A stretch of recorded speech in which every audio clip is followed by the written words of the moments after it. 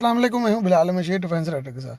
بھارت نے اپنے جدید ترین بگ 29 UPG میں کم فاصلے پر مار کرنے والے میزائل نصب کر دیے ہیں تاکہ ڈرونز کو نشانہ بنایا جا سکے۔ Advance short range air to air missile جو ہیں وہ بہت ہی جدید اور تیز رفتار ہیں۔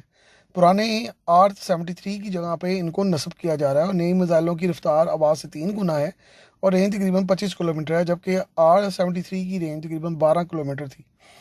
جدید ترین فائر اینڈ فورگیٹ میزائل ہے جو اپنے نشانے تک پہنچنے کی تمام ویڈیو اپنے طیارے اور بیس کیمپ کو فراہم کرتا رہتا ہے۔ ان نئے میزائلوں سے MiG-29 کی ڈاگ فائٹ کی صلاحیت بھی بہت بہتر ہو جائے گی۔ ساتھ ہی ساتھ چھوٹے سائز کے کم واضح ڈرونز کو بھی یہ میزائل فوری ٹریک کر کر جو ہے وہ نشانہ بنا سکے گا۔ دنیا میں ڈرونز ایک بہت بڑا خطرہ بن چکے ہیں۔ حالیہ ایرانی حملوں نے ڈرونز کی ایک مہلک ترین شکل جو ہے وہ سامنے لے آئی ہے، اور یہ ایک ایسا مہلک ہتھیار بن کر سامنے آ گیا ہے جس سے پوری دنیا اب نوآزما ہونے کے لیے کوشش کر رہی ہے۔